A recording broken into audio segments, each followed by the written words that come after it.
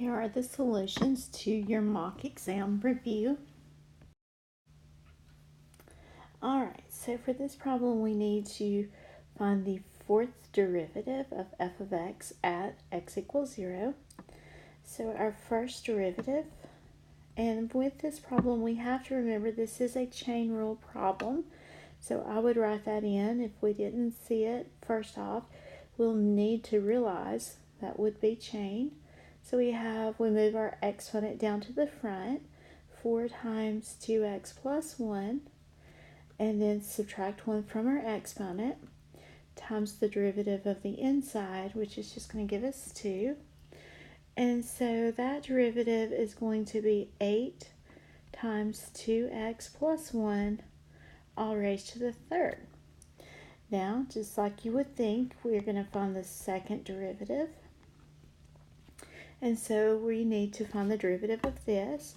So that's going to give us 24 times 2x plus 1 to the second, and then times the inside, derivative of the inside.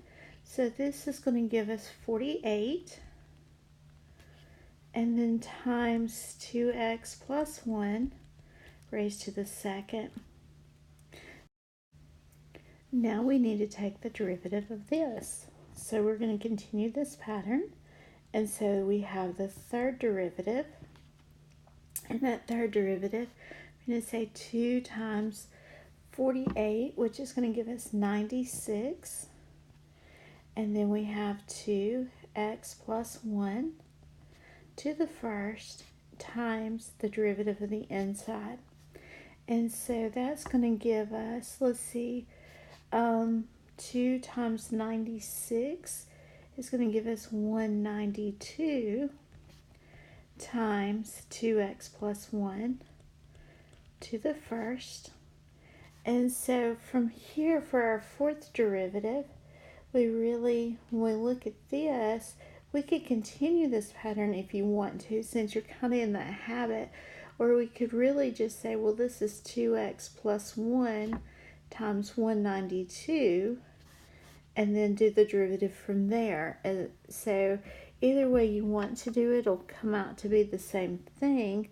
I would probably go ahead and multiply here, because the only thing I have left as far as an exponent is 1. So when I multiplied this out, 192 times 2 is really all that's left for our derivative, and 192 times 2 is going to give us 384.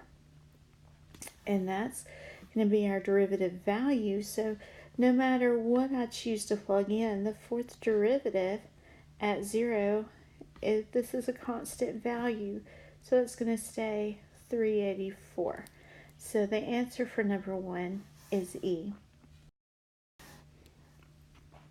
Okay, for number 2, we need to find our derivative, and this is a good old quotient rule.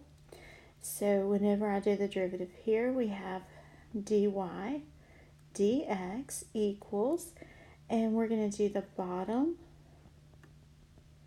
times the derivative of the top, which is going to give us 0, minus the top times the derivative of the bottom. So the derivative of the bottom is 2x, all over the bottom squared. So 4 plus x squared, all squared. And notice when I do all of that and simplify, in the numerator, it really simplifies quite easily, because this whole first part goes out to 0. So we have negative 6x over 4 plus x squared, all squared. And so it looks like we should have answer choice A.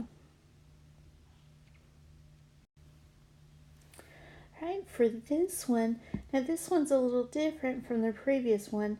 This one is saying, okay, the derivative itself, that dy dx, we can think about that as f prime. Those all mean the same thing there, dy dx and f prime at x. It's saying the derivative value is 2x. If that's the case, what was the original function? what did I have to start with? So one option is we could go through and find the derivative of all of our answer choices, which is kind of crackhead thinking. I don't think I would do that. I do know that if I took the derivative of something and I got cosine of 2x, that something had to have been sine of 2x. So knowing that, that's going to eliminate A, it's going to eliminate B. And so let's see, that leaves us with C, D, and E. Now, this little exponent here of 2, that would have meant that I had all of this in parentheses. And so if I do the derivative of this, then I would need a chain rule situation. So I didn't really apply the chain rule here. So I don't think I need an exponent there. So that's going to change this. It's going to throw this out. And let's think about this. The derivative of sine is a positive cosine. So I didn't have a negative here in my answer, so that's going to eliminate E. Now this whole plus C business, that just means if I had some kind of constant, because I know if I took the derivative of a constant, it's going to be 0 and it would not have shown up. So that's what that little plus C is talking about. So here my answer in this case is C. All right, for number 4, we have a limit as n approaches infinity. Remember, if n is approaching infinity, or x, whatever my variable is, approaching infinity, then that is a horizontal asymptote. That's a y equals some number. That's a horizontal asymptote. We can classify all of these things together with this. And this was also where we talked about a Betsy, a Bobo, and hopefully you remember the last, Bo2. And those all sound funny, but when we look at our limit to infinity, we really need to look at the highest power we have on top compared to the highest power on bottom, because as n is growing without bound, those are going to be our dominating factors here. And this is what we call a Betsy because the bottom exponent equals the top exponent. So my answer was a ratio of the coefficients. So once we isolate the highest power, that exponent on top, that's a 2, not a 3, and then on bottom is also n squared, then we see here that the ratio of the coefficients is 4 over 1, or just 4. So my answer is D. Okay, number 5 always gets students. Here, if my original function, f of x, is equal to x, then what's the derivative of this function? Well, the derivative of that is 1. Now, let's think about also, this is a line, is it not? This is the same thing as y equals x. And if you ask people, well, what's the slope of this line? It's 1. Remember, that's what your derivative is finding for you. So this question is asking, well, what's the derivative value at 5?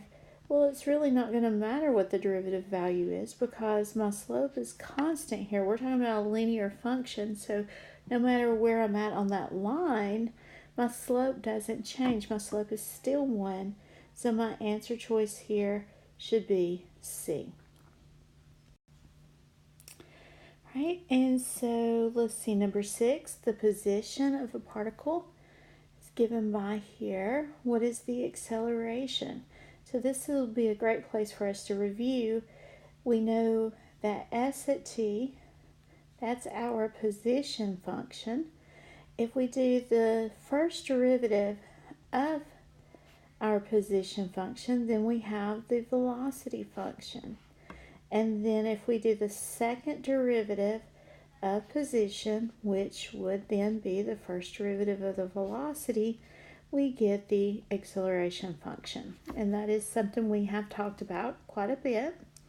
So if we want to know what's the acceleration of this particle at time 4, then if we're starting at the position function, then we're going to have to work our way all the way down here to get acceleration. So let's go ahead and find our derivatives. The first derivative, or the velocity function, would be 2 times t plus 4. And now the second derivative of the position, which is the acceleration, would just be 2. So we're coming across another constant value. We want the acceleration at 4, or the second derivative at 4, which isn't really going to matter. It's still going to stay 2. It's constant. So that means my answer should be B. Okay, number 7, this is implicit. We talked about implicit differentiation. This is where if we took the derivative of y, we had to write our dy dx. And we've got a product rule built in here also, so we have to be careful.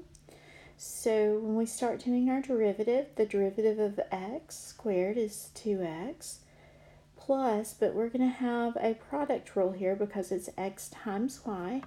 So we have our first times the derivative of y, which is 1, but we have to note that we took the derivative of y with respect to x. So I have the first times the derivative of the second, plus the second times the derivative of the first. Well, the derivative of x is just 1. And then plus, and the derivative of y cubed, 3y squared, dy dx. And that again is because I took the derivative of y with respect to x, and that's all equal to 0. Now from here we need to solve for dy dx. So when we do that, I always suggest that we keep our terms with dy dx on one side and move all these other values that do not have a dy dx, add or subtract them over to the other side. So I have x dy dx plus 3y squared dy dx, and that's going to be equal to a negative 2x minus y. Okay, and so I would stop there and look. Well, that already looks like I can eliminate B, C, and D. So I already know I'm going to get rid of that. And it looks like the only difference in A and E would be this denominator. So looking at the denominator, that's going to come from me going back, and I need to take out a common factor, which should be, at this point, most of the time, your dy dx. So if I factor out dy dx, the leftover would be x plus 3y squared. A plus sign didn't write. And all of that's equal to negative 2x minus y. So we see we're going to have to divide all of this over. So if I look up at the answer choices, this has to be my denominator. So it looks like I'm going to have answer choice A. Okay, now number 8 is a little bit tricky. Not to say the other problems were not, it's just this one seems a little more tricky because we are given velocity, but we're asked about how far did that particle travel. We're asked about some kind of distance here. And we've not talked about what's called definite integration, so we're going to have to think through this a little bit and backtrack. If we have the velocity, well, remember, velocity really came from doing the derivative of the position function. That's going to be my velocity. So really, if I want to know how far they traveled, well, I got to know the position at 0 and then the position at 4, and then find the difference of the two. So I've got to undo or find the antiderivative. Well, when we go through with the derivative, we normally multiply our exponent down and then subtract 1. So if we undo that, and I'm going to pick on this 3t to the 1/2 if I undo that process, instead of multiplying then subtracting, I'm going to add 1 and divide. And I'm going to divide by that new exponent. So let's see, if we add 1 to my exponent, it's 1 plus 2, or 3 over 2. So I have 3t to the 3 halves over 3 halves. And if I divide by 3 halves, I'm really multiplying by 2/3. So those 3's are going to cancel. So I have 2 times t to the 3 halves. And if I repeat this process with 5t to the 3 halves, again, instead of multiplying and subtracting, I'm going to add 1. I'm going to divide.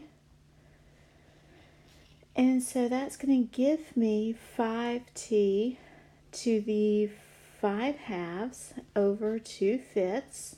Over 5 halves. Oh, let's erase that. That looks terrible.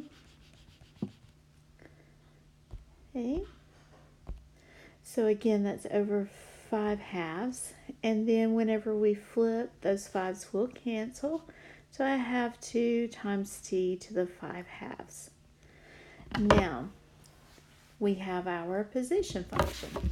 So I know my position function is going to be, our first term was 2 times t to the 3 halves plus 2 times t to the 5 halves.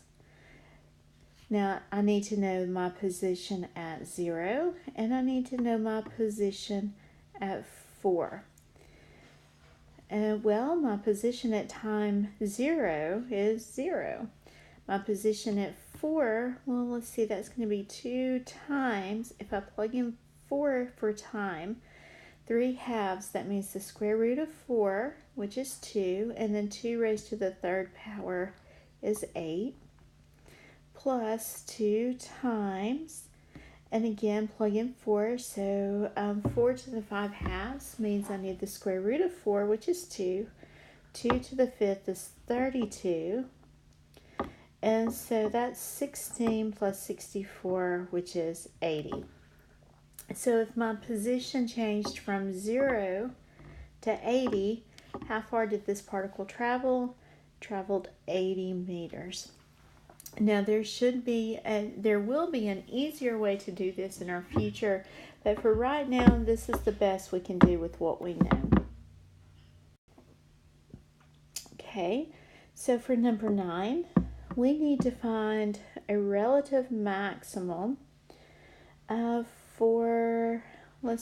for F. So relative maximum, that's just a classified critical point. And our critical points mean that we need to find where our derivative equals 0. And then if it's a relative max, then we have to look at a sign change. A relative max will happen when f prime changes from positive to negative. So let's see what we end up with here then. So I need the derivative, and then I'm going to set it equal to 0. So let's see, f prime at x is going to be 3x squared minus 6x. And let's set that equal to 0 to find my critical points. And I'm going to factor out a 3x, so I have an x minus 2 left. So the zeros of that derivative, or the critical points, would be at 0 and at 2. Now we always do a quick sketch of the derivative. Notice this is a parabola, and we are intercepting the x-axis at 0 and 2. So we're just going to do a quick sketch here. And we're looking for a relative max, which means we are looking for where my derivative changes from positive to negative, which means graphically from above to below. And that's going to happen right here at 0. So my answer choice for 9 is B. Now do keep in mind, if they had said a relative min, then that would have been when x is 2. And they could have very easily asked for that relative min. So do be aware of that. Okay, so for number 10, we're finding our derivative value when x equals -1. So that derivative value, we're going to flip over first. We have to rewrite this. It has to be in a power rule form, or just we have to move our exponent. We can't take the derivatives like they are. So that's going to be x to the -3 minus x to the -1 plus x squared. That's our function.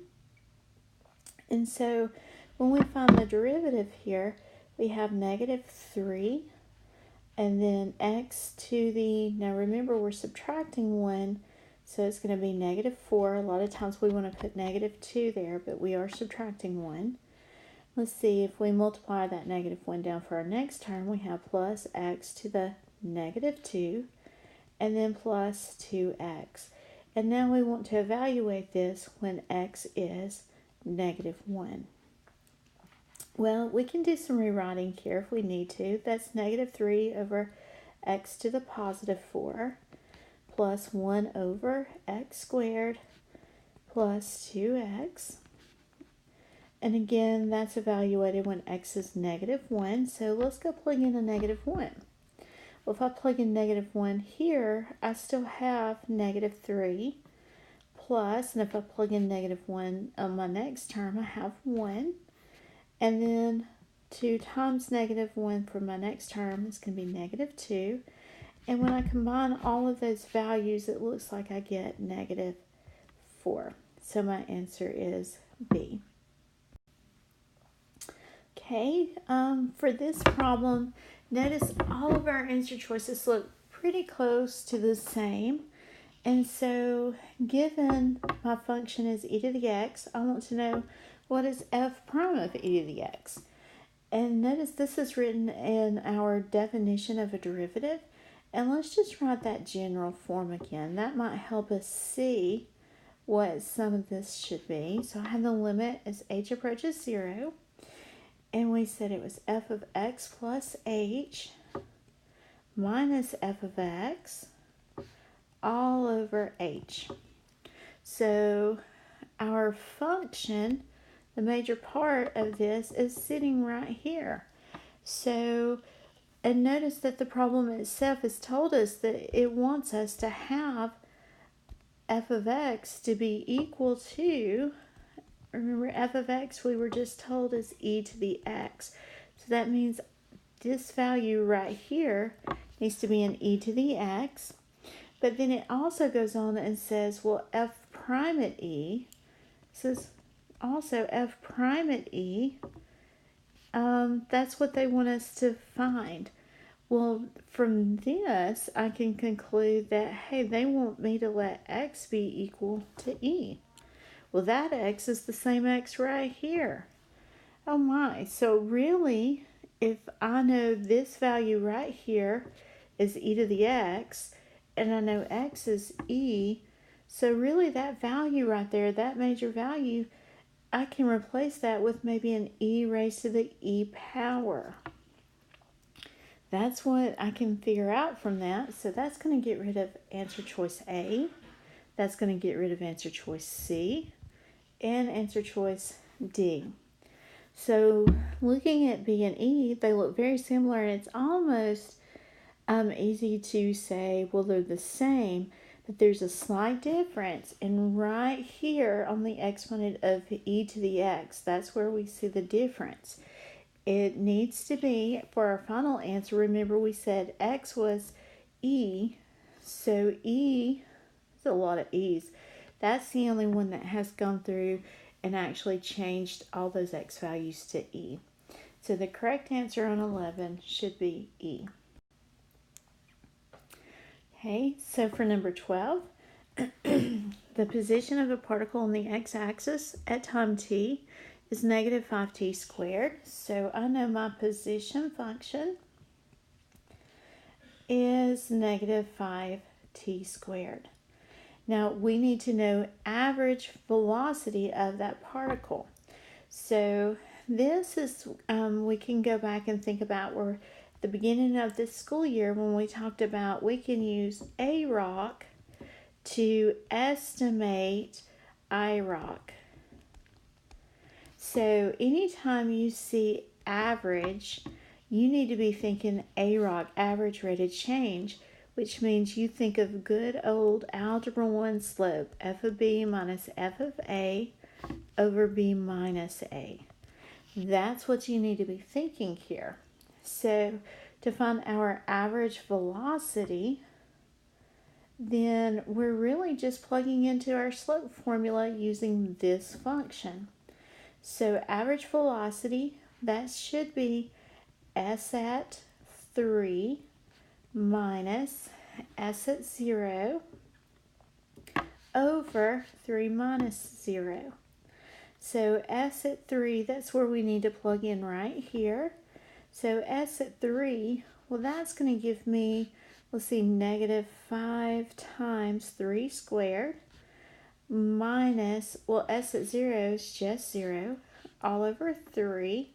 So that's going to give me negative 45 over 3. And negative 45 over 3 should be negative 15. So for number 12, we should have C. Okay, number 13, I think we've already done a few times here. This is the volume of a cone. It's a related rate problem. And we need to know at what rate cubic centimeters per second is the volume increasing when the height is 9 and the radius is 6. And they tell us that the radius and the height both increase at a constant rate of 1/2. So we have really everything we need just to go ahead and find the derivative and plug in. So we need to find the derivative with respect to time. So the derivative of v is 1 dv dt equals, and I'm going to think about 1/3 pi as one whole quantity. So I'm going to leave it sitting there and do the product rule with r squared and h. So when we go through, this is just like our implicit where we did dy dx. Here, instead of dx, we have dt, or with respect to time. So here, r squared h, that derivative, we're going to have the first times the derivative of the second, so dh dt, plus the second times the derivative of the first, so times 2r, and then dr dt. All right, now we're ready to substitute in our values. We have dv dt equals 1/3 pi, and our radius they gave us was 6, so 6 squared is 36. Our rate of change of height, they told us here, was 1/2,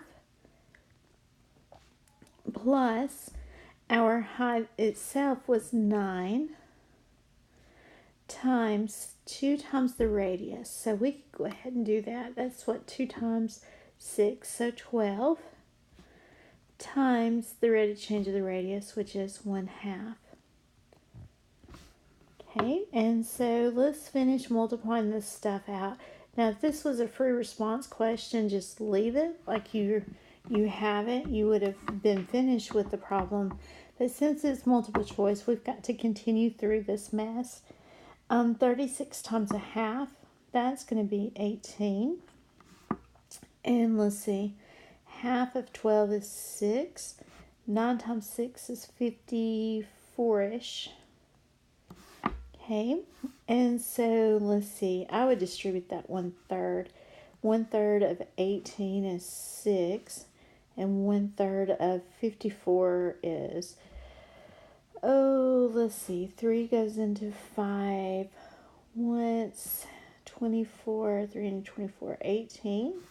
So it looks like we're going to get 6 plus 18, or 24 pi. So my answer here is C.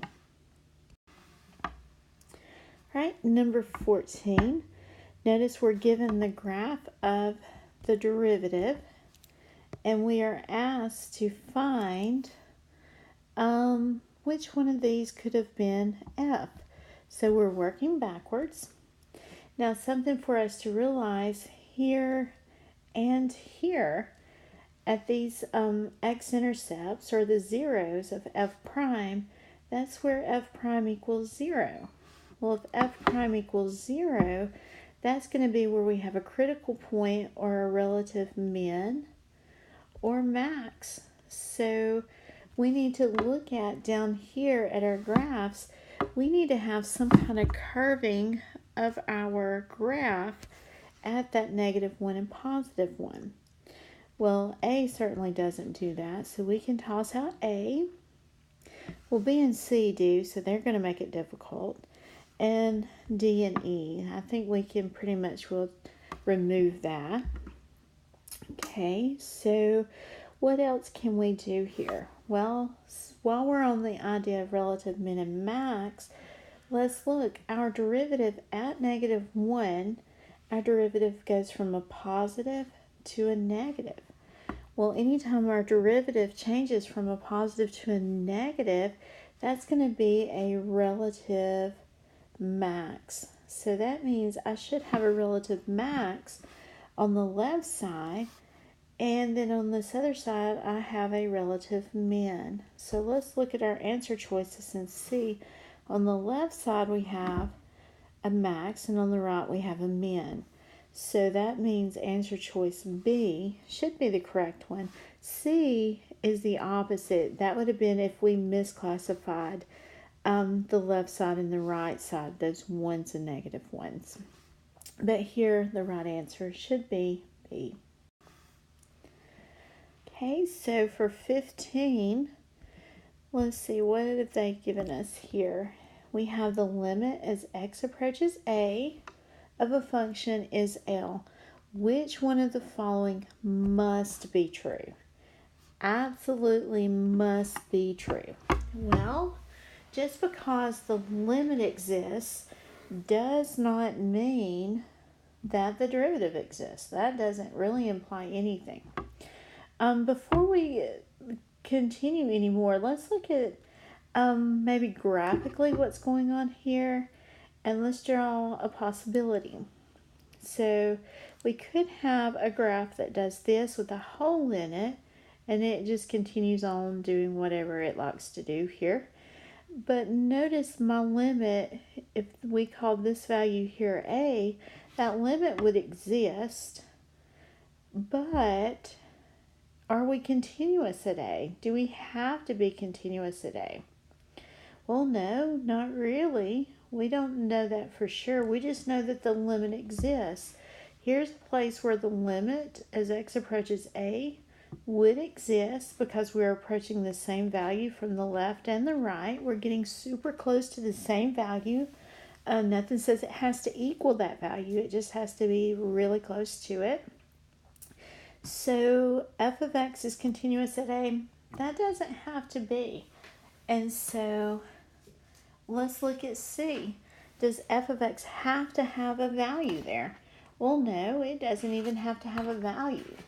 Nothing says there has to have anything there. So really looking at this, well, it doesn't have to be C.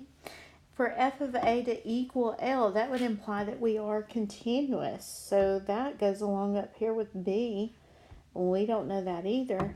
So which of the following must be true? None of them. None of those has to be true. So we need to be careful. It's very tempting to say that maybe B, C, or D have to be the answer, but it doesn't. All right, so an equation of the line tangent to this cubic at a point of its inflection is. So we've got a couple of things going on here. When you see equation of the line tangent, you need to think y minus y1 equals m times x minus x1. So they want this to occur at the point of inflection. So we've got this going on, but we can't find it right yet. We've got to talk about the point of inflection So I need a second derivative. So my first derivative is going to be 3x squared plus 6x. And then my second derivative is going to be 6x plus 6. And so let's see, at its point of inflection, so we take our second derivative, we set that equal to 0, and if we solve for x, we get -1. So this -1 that I have right here needs to be substituted in right here. Okay, that's its point of inflection. That is the x value. Well, how do I find the m value there? Well, goodness, that's going to mean that I need to find the first derivative value at -1. Well, if I find the first derivative value at -1, then that's going to give me 3 times -1 squared plus 6 times -1. So that's going to be 3 minus 6, which is -3. So there's my y value. Again, this was, or my slope, that's going to be my y prime value. So that's going to be m. So let's see, all that's left is to find y. So y is going to come from the original. So I have to plug -1 into my original. And so I have -1 cubed plus 3 times -1 squared plus 2. So I'm going to have -1 plus 3 plus 2. So that's going to generate 4. So my y value here is going to be 4. So I have y minus 4 equals my slope, which was right here. I plugged into my derivative and got that, or my first derivative, times x minus, at my point of inflection was -1, so I'm going to have +1. Now, of course, that doesn't look like our answer choices yet. We're going to have to distribute, and then I'm going to have to add 4 over. So y equals -3x. I'm going to have a -3 and a +4, so -3x plus 1, so that's going to give me answer choice B. All right, on 17, it wants to know that if f is continuous over this closed interval and differentiable over the open interval, which of the following could possibly be false? So let's look at the first one. This first one is talking about a tangent line, and it's talking about the slope of a secant line. And we know that if we are continuous and differentiable, then this is really, for some C and AB, that's the mean value theorem. So yeah, this one has to be true. This one's okay. Now let's look at B. F prime at C equals 0. That's a very specific thing there. It's stating, hey, that derivative has to be 0 for some C. Well, that's going to be branching off of what really is known as Rolle's theorem, or Rawls' theorem, depending on who you talk to. So that's just kind of a sub-theorem of the mean value theorem. It's really a special case. For us to have this happen, then we had to have an f at A equal to an f at B. In other words, I had to have my y values to be equal. So I would get this particular shape so that I would have that tangent line down there. So again, I'm not told that I have equal y values. And if I'm not told I have equal y values, I'm not guaranteed that shape. So therefore, it cannot be B. So B would have to be the one that is false. There's no way to make that one true. And don't worry about E. We won't be doing that just now. Okay, so for number 18, we have to find the instantaneous rate of change. So that's going to be our IROC. And well, my goodness, I just erased that. That is terrible. Now, whenever you see instantaneous rate of change, that's going to be IROC. And IROC is your derivative. So IROC is implying f prime at x. So let's find our derivative. And then once we have that derivative, we're going to plug in. So let's find f prime at x is going to be equal to, we have our quotient rule. So I have the bottom times the derivative of the top minus the top times the derivative of the bottom all over the bottom squared, so x minus 1 squared. All right, now once you have that, then you can go through and write your f prime of 2. Now please be careful with that when you're writing your f prime of 2. Make sure that you're putting that down here and not up here. Those two are not the same. F prime at x is equal to all this gobbledygook, not f prime at 2. F prime at 2 is where you've actually plugged in 2, right? So if I plug in 2 for x, I get 1 times 4 minus 4 minus 2 times 1 all over 2 minus 1 all squared. So if we collect all of our like terms there, we're going to get an answer of 2. So that should be answer choice D. Okay, for this particular problem, you're looking for a point of inflection, and that's where we take our second derivative and set equal to 0. Well, the big thing here, most students will take and say, well, 0 equals x times x plus 1 times x minus 2, which is freaking awesome because you're on the right track. But here's the problem. Whenever you do that, then we're so tempted to say, well, I'm going to get 0 and I'm going to get 1 or negative 1 and I'm going to get 2. And everybody just happy over here grabbing E, and E is not the right answer. And here's a big indicator about why it's not. That exponent right there, we will not have a sign change there. No matter what, if this is all squared, it's going to be positive. This right here will stay positive. Now, if we were to look at what degree this function would be if we graphed it, this is a 4th degree. A lot of 4th degree functions, they make some kind of little W shape here. But with this one, we're going to have that same shape, but it's going to be off just a bit. Now we do have zeros we can pick out. We've got negative 1, we have 0 itself, and then we have 2. But this 2 right here is going to do just a little bit of a bounce. It is not going to go through the x-axis there. So here we're going to have something that looks like this. It'll bounce and then go back the way it came. So we have to be careful here.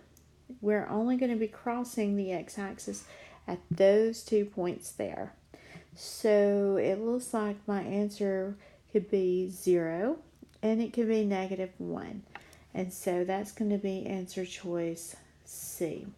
Now if you're not sure about the shape of a 4th degree, and don't remember that it makes a W, then we could go through and do a number line analysis, and that's where we plot our zeros. We had negative 1, we had 0, and we had 2. And we can pick some values and plug in. And so those test values, I would choose, over here I would choose 4, and then plug in 4 to your factored form. And if we do, we have a positive times another positive, and I'm just eyeballing, looking at the signs, and of course the last will stay positive. So those are all positive. And if we pick a number between 0 and 2, like the wonderful 1, and plug in again, notice I get positive, positive, and of course positive. So there's no sign change there. And that's what we thought would happen here. On either side of 2, this graph is still above the x-axis, so it's positive. So here again, hopefully I've convinced you that the answer choice is C. All right, for number 20, the function f is given by, and we have a fourth degree. On which of the intervals is f increasing? So we know f increasing implies that f prime is greater than, oh, that's just one prime there, is greater than 0, is positive. So let's find our derivative and see if we can do a rough sketch. So f prime at x will be 4x cubed plus 2x. And so set this equal to 0 to find its zeros and factor out a 2x. So I have 2x squared plus 1 left. And so if I set each part equal to 0, I get x equals 0. But over here I get imaginary numbers, so that's crack. We don't want that. So let's think about the graph of this for a moment. We've got a 0 here that we know we're crossing the x-axis, and that's it. And this is a cubic function, so we know it does something like this. And we want to know, well, f prime is positive, so we know f is increasing. Well, that's going to happen over here in all of this area. So that's going to lead me to think that I have answer choice, let's see, 0 to infinity, sure. Looks like answer choice C. All right, almost done. Hang on with me. Let's see. So the graph of f is above. Which of the following could be the graph of the graph of f is shown in the derivative. The derivative. I kept looking for a prime. Whew, getting late. All right, so we want to find the sketch of the derivative. All right, so let's see if we can find some characteristics of the derivative graph given the graph of f. Well, let's see. We see automatically, I always jump to see if I can find this horizontal point of tangency because I know that's where f prime is 0, or it's a 0 of f prime. So let's see, just based on that, A looks like it's still in the running for the right answer. Let's see, B, B's drunk. D, well, I don't think so, because D's crossing twice, and I don't see 2 around in there, so D's gone. Well, for right now, E could still be a contender. I'm not thinking it's going to be right, but I can't rule it out based on just that horizontal tangent line there. So now we have to go look at some other things. Well, look at increasing and decreasing. My function is increasing from here to here. So that means I need to be above the x-axis, and then I hit the 0 part, and then notice my function continues to decrease now. So that means I need to be below. Well, all right, so we're above, we cross the x-axis, and we go to below. So let's see, what can we eliminate now since we're above to below? Well, we have eliminated C, but we still don't know about, well, what about A or E? Well, let's see. Let's look at the big difference in A to E. Well, E is just a plain old linear function. But the problem here is, notice that we are starting to curve again here on these endpoints. So it looks almost like we're almost about to get another horizontal tangent. We're pretty close to hitting the x-axis again. Well, that's not the case for E, so that leaves us with A. This should be the correct answer. Okay, let's see, number 22. This is pretty close to a previous question that we just looked at. The graph of f is shown above. Which of the following statements about f is false? Which one is, oh heck no. Well, let's see, change things up. Let's start with E. The limit as x approaches a of f of x exists. Well, sure, the limit can exist just because there's a hole in the graph. Don't discriminate. You are approaching that value. Well, if E is true, well, D's also got to be true. Is x in the domain of F? X equals in the domain of F? Yeah, it's right there. So yeah, that one's okay. Now, just because it's in the domain, that's not implying A. It's not implying that we're continuous. It just means it's present. So that leads us really to the correct answer to this. A has to be the false statement here because we are not continuous at A. Now, our domain is continuous. That domain is filled in. For this A value, we do have this particular Y value, but it doesn't imply that we're continuous. So 22, hopefully y'all got A. Okay, so for 24, let's see what we got going on with this bad boy. So, or 23, sorry. On crack. Just kidding. All right, so let F be the function that is differentiable. So, hey, that little bitty word implies a lot because if you're differentiable, you are also, say it with me, continuous. So, U-O-U-S. Oh. All right, so if we're differentiable, we're continuous. On the open, we're differentiable on this open interval. We know f at 2 is negative 5. I have to sketch these. So f at 2 is negative 5. F at 5 is 5. So, okay. Rough sketch. And f at 9 is negative 5 again. So, all right. So we've got us a nice little triangle here. Which of the following must be true? Not almost true, kind of true. I want to think about it long enough to make it true. It's just right off the bat. Which one has to be true? Well, the one that has to be true, notice this very first one here. Well, F has at least 2 zeros. Well, if we are continuous, then we got to connect these dots. Now, how we connect them, who knows? It could do all kind of crazy stuff. Well, yeah. But at the end of the day, we're going to have to cross that x-axis at least twice. So I know 1 is true. So that gets rid of A. Well, all right. Let's see. The graph of F has at least one horizontal tangent. So in other words, I'm guaranteed this parabola shape. The only way that's going to happen is when I have equal y values. Did I have equal y values up here? Yeah, buddy. Right here and right here. I had equal y values. So do I have at least one horizontal tangent?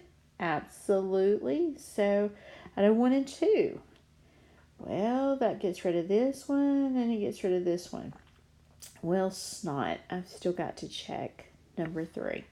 All right, so for some C, and that C is between 2 and 5. Whew, so let me erase some of this gobbledygook I've got over here. So let's see. I don't want this. I know we had to cross here. All right, so I've gotten rid of some of that. So let's think about what it's telling us. So for some C between 2 and 5, so between 2 and 5, so I'm just going to chop off here. There's between 2 and, oh, no, that was 2 and 9, sorry. 2 and 5. There we go. So between 2 and 5. And let's see, what was this value up here? That value was 5. And this value down here was negative 5, wasn't it? Okay. So I'm looking at this fixed area right through here. So this right here. So it's saying that there has to be a C value between 2 and 5. So there has to be a C value through here so that when I find that function's value, I have 3. Well, let's ask ourselves, does 3 exist between 5 and negative 5? Well, in my world, it does. And if it does, and you're continuous, This is the intermediate value theorem. You're guaranteed that. Yeah. Well, it kind of makes sense because 3 is between these two y values, and your function can't have any holes or asymptotes. So, yeah, it has to work. So this one, it looks like your answer choice should be E. Hey, we're getting closer. Almost finished. 24 is a review problem. This has been on one of your tests, or it's come up a couple of times at least. Go ahead and plug in. And if we could do a plug in here, notice that we're going to get, let's see, our limit here. If we plug in, we're going to get 2 squared plus 2 minus 6. And I want to celebrate because I get 0. So that makes me want to go over here and grab 0, but I think that's a trap. So let's look here. 2 squared minus, so it's, I automatically know. No, well, I can't say that. That's a false statement. That's a neck. That is a big old neck. Sorry. Can't assume that. But I can say, well, if I get 0 over 0, we need to do L'Hopital's rule. So in other words, this is where I can go back, evaluate my limit with the derivative. So you do the derivative of the top and derivative of the bottom. Derivative of the top is 2x plus 1. Derivative of the bottom is going to be 2x. Now evaluate that limit. So that's going to give me 5 over 4. So we have a winner. So 24 is D. Yay, we've made it to the last problem. Okay, so G is the function given by blah. Which of the following intervals is G decreasing? So let's see, G decreasing implies that G prime is negative. All right, so we need a derivative and we need a sketch. So let's find G prime of x is equal to x squared, that was nice of them, plus 3x minus 70. Oh, now we need to find our zeros. So, oh my gosh, positive 10 and negative 3. Nope, negative 7. I was looking at the difference. Oh, I can't stand that. That looks terrible. Let's fix it. Okay, so 7. And now setting each part equal to 0, we find the zeros negative 10 and positive 7. And I'm going to do a quick sketch of this, because if we knew where my derivative is negative or below the x-axis, then we've just about got it. So we have negative 10, we have positive 7, and we know this is a quadratic. So we are going to do a rough sketch of my parabola. And notice that my parabola is below the x-axis from here to here. And that was between my two zeros. So between negative 10 and 7, that's where my G should be decreasing. So that's going to give me answer choice D.